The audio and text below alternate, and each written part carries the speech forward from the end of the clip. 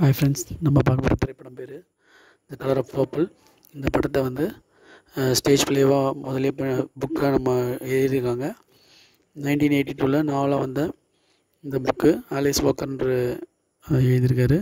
அதை ஏற்கனவே adoption 1985 Steven Spielberg $15 million செலவில் அதை இயக்கியிருக்காரு. அது வந்து பெருத்த லாபத்தை கொடுத்தது, 98 மில்லியன்ஸ் கிட்ட. இப்போ வந்து பார்த்திங்கன்னா அதையும் மறுபடியும் எடுத்திருக்காங்க. இந்த படத்தை வந்து ப்ராட்வே யோடு சேர்ந்து Scott Sanders and Oprah Winfrey அப்போ ப்ரொடியூஸ் பண்ணாங்க. 2023 ப்ரொடியூஸ் பண்ணது. இது வந்து ஸ்பீல்பர்க்கும் குவின்சி ஜோன்ஸும் 1985 ப்ரொடியூஸ் பண்ணது. ஸோ அந்த படம் வந்து பார்த்திங்கன்னா சிறந்த ஒரு வரவேற்பு பெற்றதுன்னு சொல்கிறாங்க.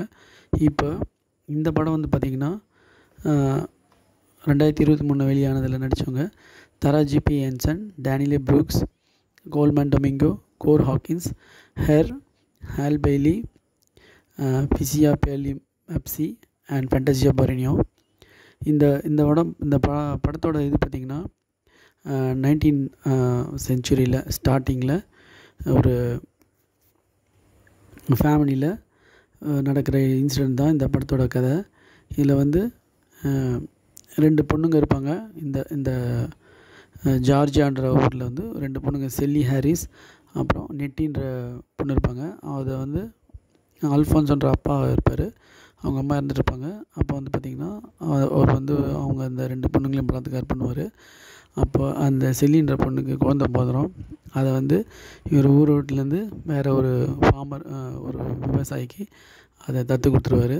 இது மாதிரி இருக்கும்போது அந்த நெட்டி வந்து வேறு ஒரு ஊருக்கு போய் கல்யாணம் பண்ணிப்பாங்க. இந்த செல்லியோட வாழ்க்கையை தான் இந்த படம் பார்த்துருப்பாங்க. அப்புறமா கடைசியில் அவங்க அப்பா வந்து அவரோட சொந்த அப்பா இல்லை, அவர் வந்து ஒரு 2ஆம் தரமாக கட்டின்னு வந்தவர் அப்படின்றது அவங்க அம்மாவுக்கு, அந்த பசங்களுக்கு தெரிய வரும்.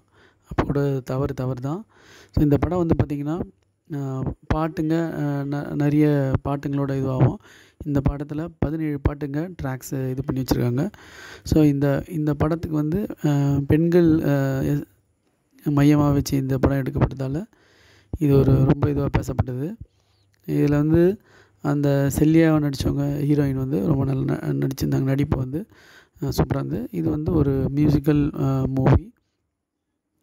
இது நல்ல கதையம்சம் கொண்ட படமும் கூட. ஜாஸ் மியூசிக்கில் நிறைய இது பண்ணி வச்சுருப்பாங்க, இதில் கம்போஸ் பண்ணி வச்சுருப்பாங்க.